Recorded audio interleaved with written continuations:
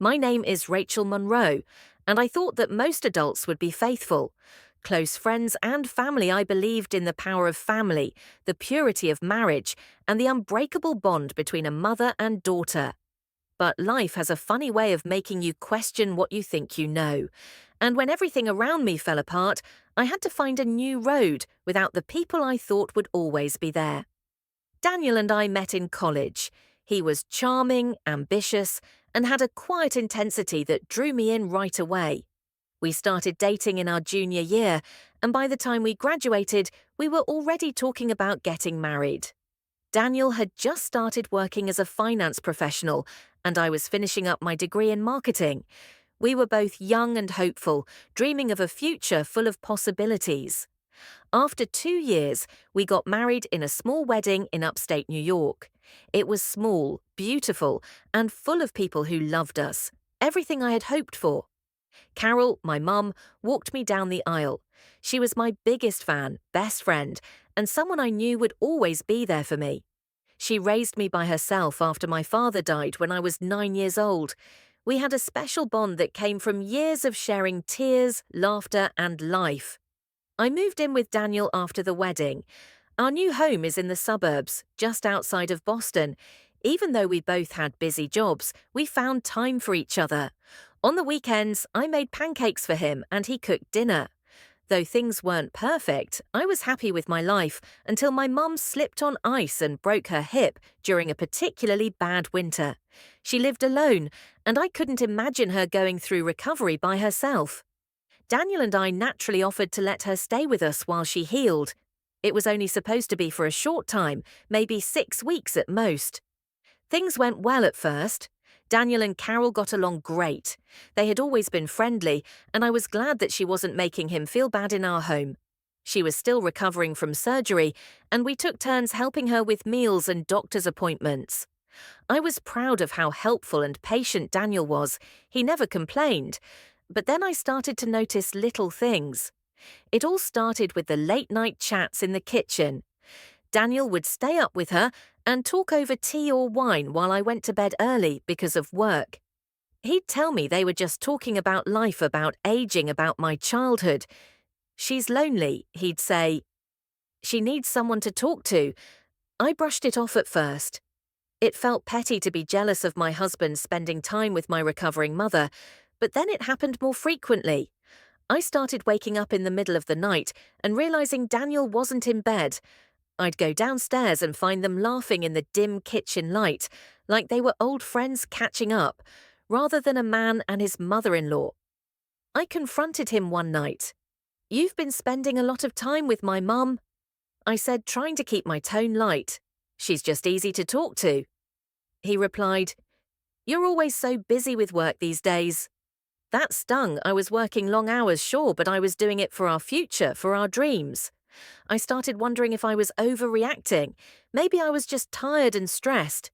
Maybe it was nothing. But then things escalated. I caught them watching a movie together on the couch one evening. Nothing wrong with that, except they were sitting way too close. Her hand was resting on his thigh. It was subtle, but not subtle enough. I stood there in shock, not sure if I was hallucinating. They jumped apart when they noticed me, and my mum laughed nervously. Daniel didn't say anything. He just looked down, making it impossible to read his face. After that, I could no longer lie. I began to see more signs.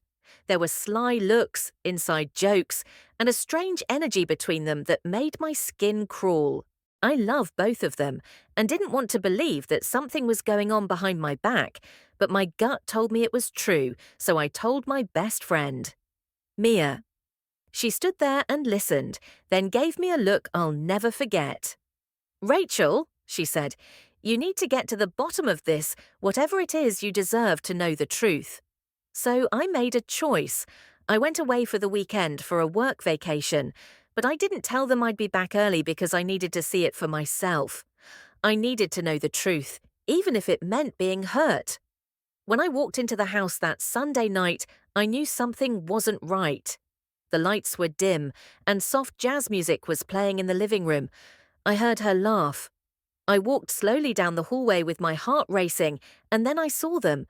Carol was sitting on the couch in a robe that I owned.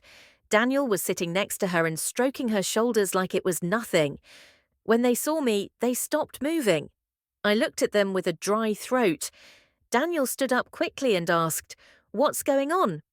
"Rachel, this isn't what you think." I really asked, "Then what is it?" "Because it seems like my husband is getting too close to my mother."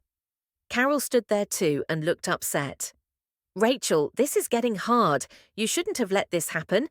I thought I was going to pass out. I couldn't breathe." I slowly moved away while shaking my head. Daniel came after me. "Could we talk? Please let me explain." I said, "You chose her." I saw it with my own eyes. I left that night with a suitcase and a broken heart. I moved in with Mia and never looked back. I cried, screamed, and questioned everything for a few weeks after the betrayal. But then something changed. I understood I couldn't let this define me. I wasn't going to be the woman who broke down because two people didn't value her. I went to therapy, gave my all at work, and started writing in a journal every night about my pain, confusion, and anger. Somewhere along the way, I found my strength again, and I filed for divorce. Daniel didn't fight it. He hardly spoke at all. I heard that he had moved in with my mum. That was fine. They could have each other. And I didn't talk to either of them.